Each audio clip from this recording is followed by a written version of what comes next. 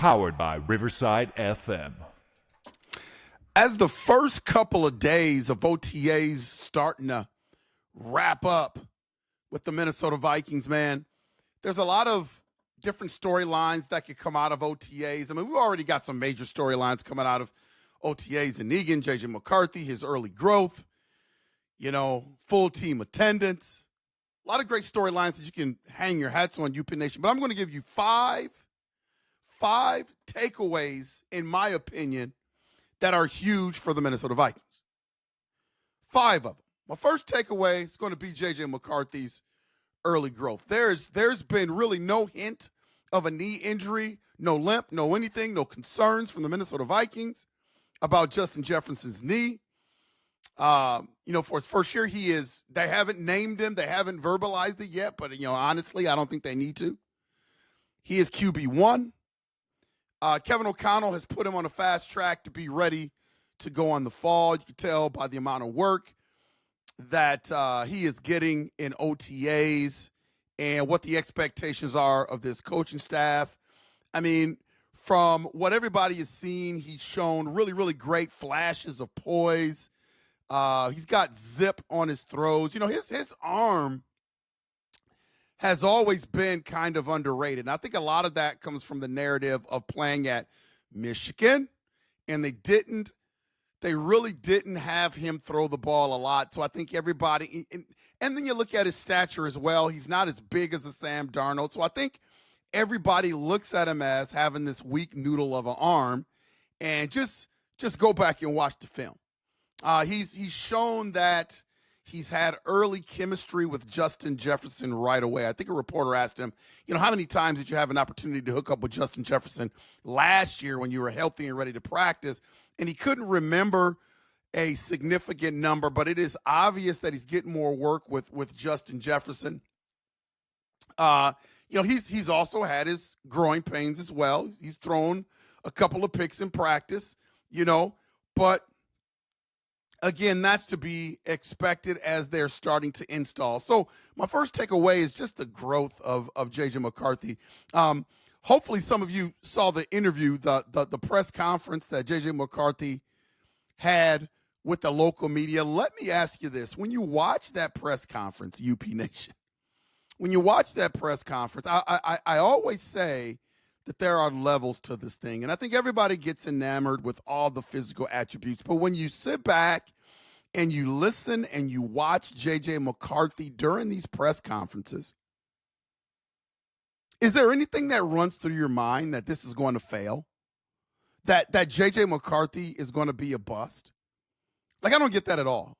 When you watch him, to me, and you listen to him talk, it's almost like a security blanket that he's going to be good to great. Like a guy that approaches the game the way he approaches the game at a mature level, the way he answers questions, his thoughts, his concepts about what he needs to do to become a better quarterback. Man, I just don't see any way that is going to fail. Now, we're a long way from having him get on the field and play in a legitimate game. And again, I'm not saying he's going to be the next Pat Mahomes, but I just don't see bust in J.J. McCarthy. If there are some people out there that see bust in J.J. McCarthy, I want to hear about it. Put it in the comments. Let's talk about it. I just don't see bust when it comes to J.J. McCarthy. Another big takeaway for me is the shuffling of the offensive line and the versatility of the offensive line. I've always said the Donovan Jackson pick was about versatility. And again, I thought he was the best left guard in the draft. And I think you're seeing a lot of shuffling because the Minnesota Vikings offensive line, I know some have questioned their depth, but you can't really question their versatility. You got Ryan Kelly anchoring the center position. I think, dude, that just creates a domino effect across that offensive line. I've missed that. Donovan Jackson's getting first team left guard reps, which doesn't surprise anybody. I think that is his spot to lose. Justin Schooley filling in for Darisaw left tackle. That's going to be something to watch because I know I've talked about it on previous shows. If Christian Darrisaw is not ready to go at the start of the season, what's the move there? And although Donovan Jackson played a little bit of left tackle for the Ohio State Buckeyes, I think he would be hard-pressed, especially with J.J. McCarthy in there being a rookie quarterback, to put another rookie at left tackle. You don't want J.J. McCarthy getting happy feet. You don't want J.J. McCarthy to not be confident in his blind side. So I think it's interesting that Schooley is filling in for Darrisaw there. Keep an eye on that spot just in case Darrisaw is not ready to go.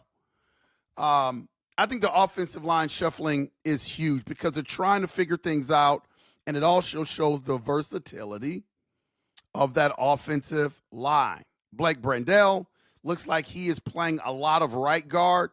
So you're kind of the curtains are starting to be pulled back on what the Minnesota Vikings are thinking. My other takeaway is Brian Flores' defensive. His defense is gelling early in breakdown drills. The one thing that's noticeable, my takeaway is how speedy and aggressive his defense is. Like this is year 3 under B-Flow. Dr. Blitzenstein is what I like to call him. And you can see the speed and tempo in 7-on-7 drills and breakdown drills right away. I mean, that is apparent. If you had the ability to go to Eagan and watch them practice, it stands out. It jumps off the paper more than anything else that they're doing. I mean, you got new faces like Jonathan Allen, Javon Hargrave, showing an early fit in the concepts that B-Flow is trying to implement. Early fits. This is not trying to plug a square peg in a round hole. These guys fit. And when you use the word fit, it's going to enhance the defense as a whole. Again, I like to use the term create a domino effect, but that's essentially what it's creating on the defensive side of the ball. Secondary communication, from all reports, has improved.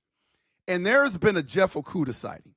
And I love that Jeff Okudah is being taken under the wing of Harry the Hitman. Does that mean Jeff Okudah can play a little bit of safety?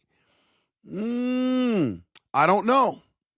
But he's definitely an insurance policy for the Minnesota Vikings if he needs to move to safety. I don't think Jeff Okudah is as bad as everybody says he is. He's had some tough years, man.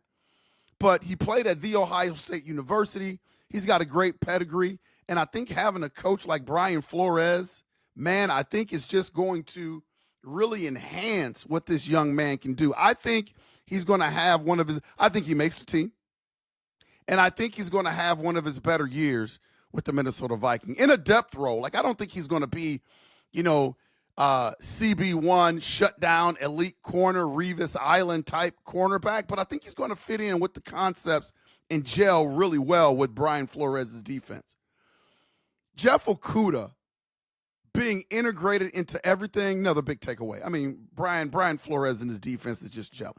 My fourth takeaway is Justin Jefferson setting the tone. He's fresh off of his historic contract with the Minnesota Vikings. It's apparent that he wanted to be present in these OTAs.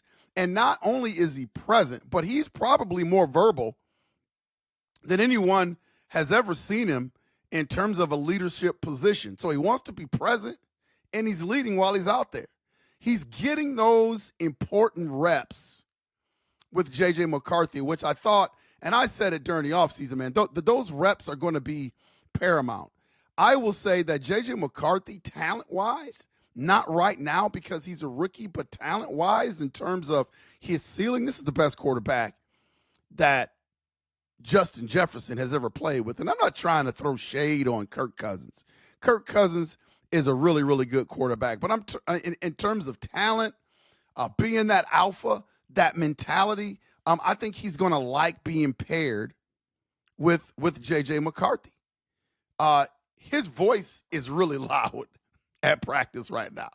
So that's my fourth takeaway, man. It's like, not that it's a different Justin Jefferson. He's always been animated, but now he is really buying into this leadership role on this team. Like, he's got the contract stuff done, so he doesn't have to focus on that. He's just leading by example. And then my fifth takeaway, man, people are talking about, look, you're overblowing this. No, I'm not. Being a coach in athletics, like when you have full team buy-in, that translates to the season, and your byproducts is success during the season. 100% attendance, man. That is hard in the NFL. For anything that has the V word, voluntary, that is hard in the NFL, man. No holdouts, no drama. Every player is showing up. That includes veterans, new additions, rookie, UDFAs. I mean, it speaks volumes about the buy-in that Kevin O'Connell, system, his locker room culture, you can go so on and so forth. It tells you about the buy-in that's in that locker room. Everybody wants to be better, and they all have a mission. They all have an agenda. Man, what's your biggest takeaway from OTAs? Those of you that have been in tune to the UP or watching other avenues to get your Vikings information, what's your biggest takeaway? Put it in the comments. Don't forget to like and subscribe. Stay tuned. Please take the time to hit that like button. It really helps me, again, continue to pump out this content and be able to bring you what I bring you, and it's something that I really enjoy doing every day. So make sure you hit that like and subscribe button. As always, we're going to continue to monitor our purple Minnesota Vikings. Man, we're looking good. I'm excited. I wish that season started tomorrow. I wish training camp started tomorrow. But we got to wait a little bit, UP Nation. We got to wait a little bit. This has been Unconventional Playbook. And as always, we will see you when we see you. SKOL.